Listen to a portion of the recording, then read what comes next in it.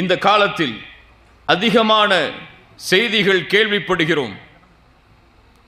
அதிகமான செய்திகளை குறிப்பாக என்னை போன்ற அழைப்பாளர்கள் எல்லோரும் கேள்விப்படுவார்கள். அவர்களுக்கு கேள்விகளாக கேட்கப்படுகிறது. ஃபேஸ்புக்குடைய பக்கத்தில் கூட என்னிடத்தில் இந்த வாரம் எண்ணி பார்த்தாலே கிட்டத்தட்ட ஒரு 50 பேர் இந்த கேள்வியை முன்வைத்து என்னிடத்தில் பேசியிருப்பார்கள். என்ன கேள்வி தெரியுமா?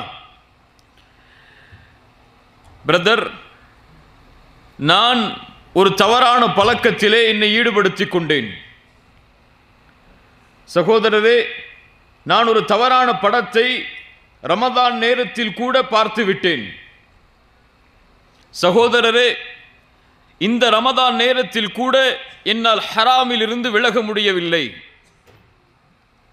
சகோதரரே, எனக்கு ஒரு பெண்ணோடு தவறான தொடர்பு இருக்கிறது.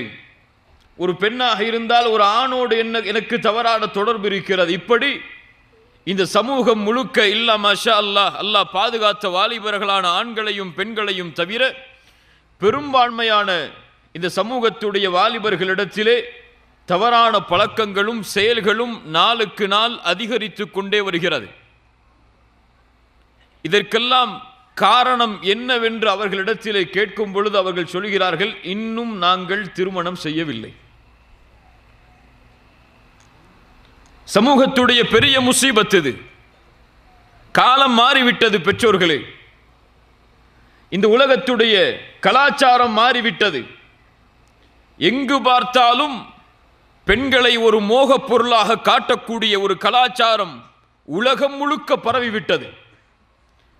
இசை என்ற பெயரில் பெண்கள் மிருகங்களாக காட்டப்படுகிறார்கள். அதனுடைய வார்த்தைகள் மூலமாக ஒரு பெண் என்றாலே அவள் இச்சைக்காகத்தான் பயன்படுத்தப்பட வேண்டும் என்றும் அளவிற்கு இந்த உலகம் பெண்களை ஒரு மோகப் பொருளாக காட்டி காட்டி காட்டி அல்லாஹ் பாதுகாப்பானாக. இந்த காலத்திலே வாழக்கூடிய எல்லா வாலிபர்களுடைய உள்ளத்திலும் அல்லாஹ் பாதுகாத்தவர்களை தவிர தவறான செயல்களும் தவறான எண்ணங்களும் தவறான பழக்கங்களும் நிரம்ப காணப்படுகிறது. அதற்கு காரணம் தாமதமாக திருமணம் செய்தல். ஹலாலான வழியில் அவர்களை செல்லுவதற்கு தடையாக யார் இருப்பதென்று பார்த்தால் அவர்களுடைய பெற்றோர்கள். 25 வயசாயிடுச்சு எனக்கு, 28 வயசாயிடுச்சு எனக்கு இன்னும் திருமணம் முடியல. ஏன்? என்னுடைய வாப்பா அம்மா கல்யாணம் பண்றதுக்கு தடையா இருக்கிறாங்க. இன்னும் நீ சம்பாதிக்கணும், இன்னும் நீ படிக்கணும், இன்னும் குடும்பத்துக்கு நீ சம்பாதிச்சு கொடுக்கணும். உன் தங்கச்சி இப்பதான் 8 வயசு இருக்கா, அவளுக்கு 18 வயசு எப்போ வருதோ அதுக்கு பிறகுதான் நீ கல்யாணம் முடிக்கணும். வீடு இப்பதான் 1 மாடி கட்டி இருக்கு, 2வது மாடி எப்ப கட்டுறோமோ அப்பதான் கல்யாணம் முடிக்கணும். இப்படி பிரச்சனைகள், அவர்களுடைய வாழ்வில் இருக்கக்கூடிய பிரச்சனைகளை இவர்கள் மேல் திணித்து எப்படி இந்த உலகத்தில் ஹலாலாக வாழ்வதென்று தெரியாமல் ஹராமை எளிதாகவே அவர்கள் செய்ய ஆரம்பித்து விட்டார்கள். உண்மையா இல்லையா? ரசூலுல்லாஹி ஸல்லல்லாஹு அலைஹி வஸல்லம் என்ன தீர்வை சொன்னார்கள்? யா மஅஷர ஷபாப் மன் இஸ்ததாஅ மின்குமுல் பாஅத ஃபல்யதஸவ்வஜ்.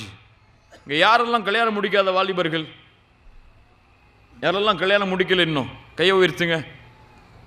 கல்யாணம் முடிக்காதவங்கெல்லாம் முதல் கல்யாணம் தான் கேட்குறேன். யாரெல்லாம் முடிக்கல?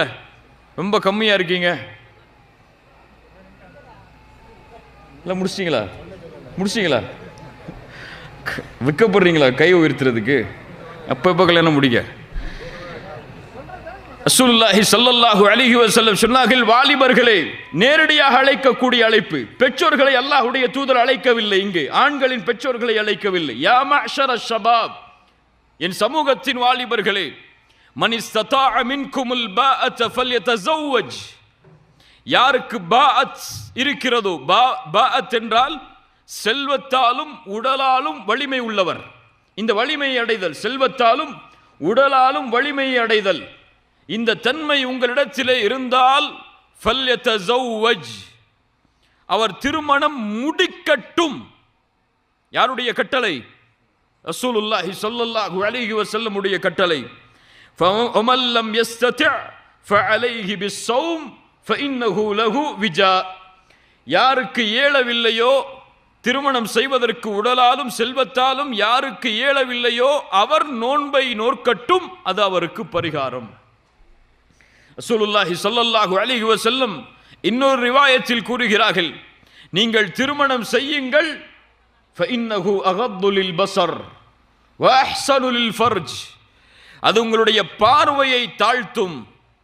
சுப்ஹானல்லாஹ், அது உங்களுடைய பார்வையை தாழ்த்தும். வ அஹ்ஸனு லில் ஃபர்ஜ், உங்களுடைய கற்பை, உங்களுடைய மர்மஸ்தானத்தை அது பாதுகாக்கும். ஹராமான வழியில் நீங்கள் செல்வதிலிருந்து திருமணம் உங்களை பாதுகாக்கும், உங்களுடைய பார்வைகளை தாழ்த்தும். அதனால் வாலிபர்களே நீங்கள் திருமணம் செய்யுங்கள் என்று ரசூலுல்லாஹி ஸல்லல்லாஹு அலைஹி வஸல்லம் அவர்கள் சொன்னார்கள். இன்னைக்கு நம்முடைய வாலிபர்களுக்கெல்லாம் அல்லாஹ் நசீபாக்கணும். எப்படி நசீப் இருக்கு அவர்களுக்கு? 27, 28, 29, இன்னும் சில ஊர்களுடைய கலாச்சாரம் 30 வயசை தொட்டாதான் கல்யாண பேச்சை எடுப்பாங்க. அதுக்கு முன்னாடி கல்யாண பேச்சு எடுத்தா அஸ்தகுஃபிருல்லாஹல் அதீம். என்ன நீ உன் மனசுல இந்த வயசுலேயே இந்த ஆசையா? இப்பவே கல்யாணம் பண்ணி என்னத்தை சாதிக்க போற? நீ உன் பழக்க வழக்க சரியில்லை, அதனாலதான் இப்பவே கல்யாணத்தை பத்தி பேசுற. அவன் பழக்க வழக்க சரியில்லாம தான் என்ன செஞ்சிட்டு இருக்கிறான்? ஃபேஸ்புக், வாட்ஸ்அப் போன்ற இணையதளங்கள் மூலம் ஹராமான தொடர்புகளை வளர்த்து கொண்டிருக்கிறான். ஹலாலில் வாழ்வதற்கு அவன் ஆசைப்படுகிறான் என்றால் ஹராமை செய்வதை விட ஹலாலை செய்வது சிரமமா? இந்த சமூகத்தில் உங்கள் பிள்ளைகளுக்கு ஹராமை செய்வதற்கு வழிகளை ஏற்படுத்துகிறீர்கள்.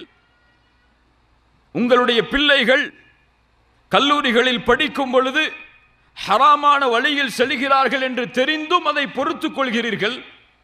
உங்களுடைய பிள்ளை கல்லூரியிலே படிக்கும் பொழுது ஒரு பெண்ணிடத்திலே பேசுகிறான் என்று உங்களுக்கு தெரியாதா? உங்கள் பிள்ளை கல்லூரியிலே படிக்கும் பொழுது தனிமையில் படங்களை, சினிமாக்களை பார்க்கிறான் என்று தெரியாதா?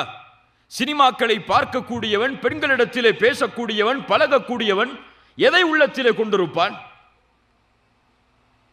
இதை அறியாத பெற்றோர்கள் அவர்களுடைய காலத்திலேயே இன்னும் நாங்கள் வாழ்வதாக எண்ணிக்கொண்டு திருமணத்தை தாமதப்படுத்துகிறார்கள். அதனால் இந்த சமூகத்தில் ஜினாக்கள் அதிகமாகிவிட்டது. காலேஜ் படிக்கும் போது டேட்டிங் போகாத ஒரு முஸ்லிம் வாலிபர் இல்ல, மாஷா அல்லாஹ், ரொம்ப குறைவுங்க. அவர்களிடத்திலே சென்று கேளுங்கள், உங்கள் பிள்ளைகளிடத்திலே நீங்கள் நெருக்கமான பழக்கம் உள்ளவர்களாக இருந்தால் கல்லூரிகளில் ஆண்களும் பெண்களும் என்ன செய்கிறார்கள் என்று தனிமையில் கேட்டு பாருங்கள், தெரியும்.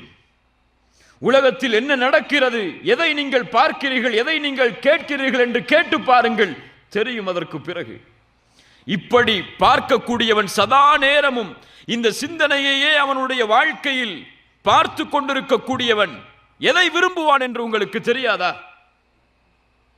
ரசூலுல்லாஹி ஸல்லல்லாஹு அலைஹி வஸல்லம் அதனால் சொன்னார்கள், யா மஅஷர ஷபாப் மன் இஸ்ததாஅ மின்குமுல் பாஅத ஃபல்யதஸவ்வஜ், யாருக்கு வயதை அடைகிறீர்களோ, செல்வத்தாலும் உடலாலும் வலிமையை பெறுகிறீர்களோ அவர்கள் திருமணம் செய்யுங்கள், அது உங்களுக்கு கற்பை பாதுகாக்கும்.